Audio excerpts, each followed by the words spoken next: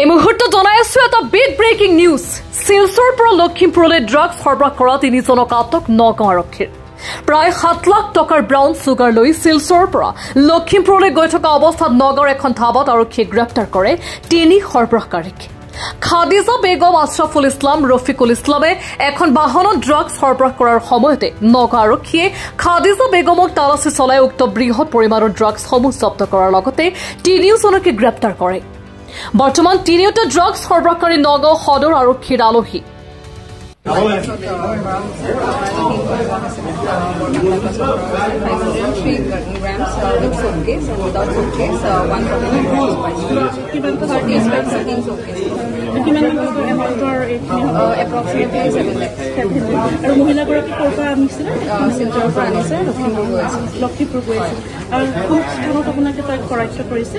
আমাৰ সদৰতে পৰিব মানে বৰঘাট বাইপাছৰ হয়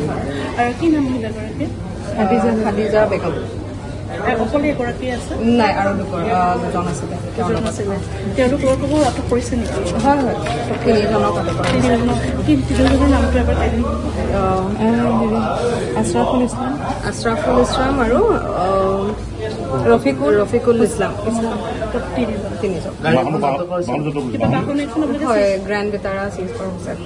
হয় এটা ইনফৰমেশ্যন আছিলে সেই ইনফৰমেশ্যনৰ ভিত্তিত আপোনাৰ বৰঘাট অঞ্চলত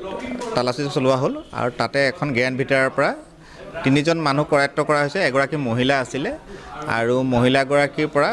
বস্তুখিনি জব্দ মহিলাগৰাকী আৰু লগত দুজনো আছিলে দুয়োকেইজন একেলগে আছিলে তাৰ মহিলাগৰাকীয়ে বুৰ্খা পৰিহিত মহিলা আছিলে তেওঁৰ বডিৰ পৰা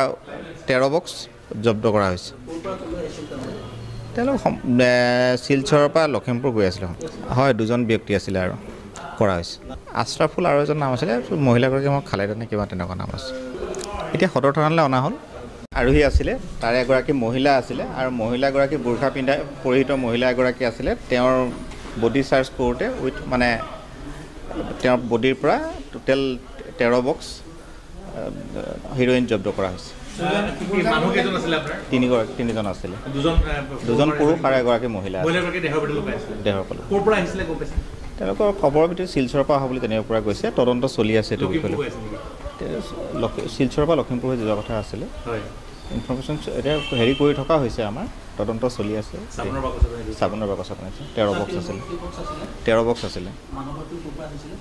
শিলচৰৰ পৰা আহিছে বুলি গম পোৱা গৈছে এতিয়া প্ৰিলিমিনাৰী হেৰিত আছে নামকেইটা আশৰাফুল আৰু এজন আৰু কিবা নাম আছে লখিমপুৰ বুলি শুনি আছোঁ তিনিজন